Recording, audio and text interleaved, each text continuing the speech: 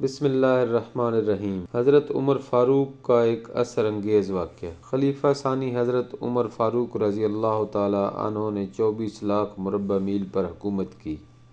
راتوں کو اٹھ اٹھ کر پہرا دیتے تھے اور لوگوں کی ضرورت کا خیال رکھتے تھے۔ کہتے تھے اگر فرات کے کنارے ایک کتا بھی پیاسا مر گیا تو کل قیامت کے دن عمر سے اس بارے میں پوچھ ہوگی۔ ایک دفعہ آپ رضی اللہ تعالی عنہ دربار کا وقت ختم ہونے کے بعد گھر آئے اور کسی اور کام میں لگ گئے۔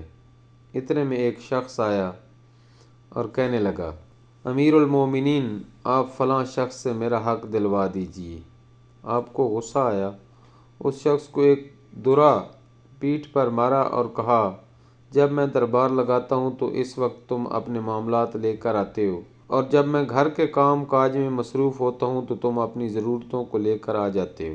بعد میں آپ کو اپنی غلطی کا اندازہ ہوا تو بہت پریشان ہوئے اور اس شخص کو جسے درہ مارا تھا بلوایا اور اس کے ہاتھ میں درہ دیا اور اپنی پیٹھ آگے کی کہ مجھے درہ مارو، میں نے تم سے زیادتی کی ہے۔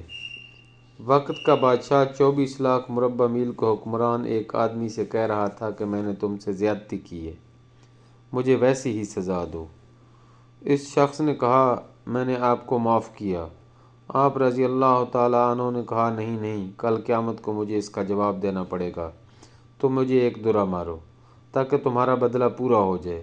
آپ رضی اللہ تعالی عنہ روتے جاتے تھے اور فرماتے، اے عمر، تو کافر تھا، ظالم تھا، بکریاں چراتا تھا، خدا نے تجھے اسلام کی دولت سے مالا مال کیا اور تجھے مسلمانوں کا خلیفہ بنایا، کیا تو اب اپنے رب کے احسانوں کو بھول گیا؟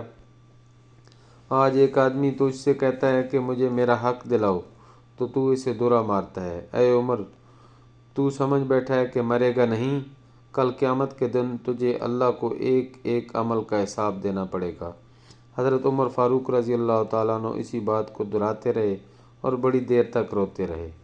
اللہ ہمیں سمجھنے اور عمل کرنے کی توفیق عطا فرمائے، آمین ثم آمین۔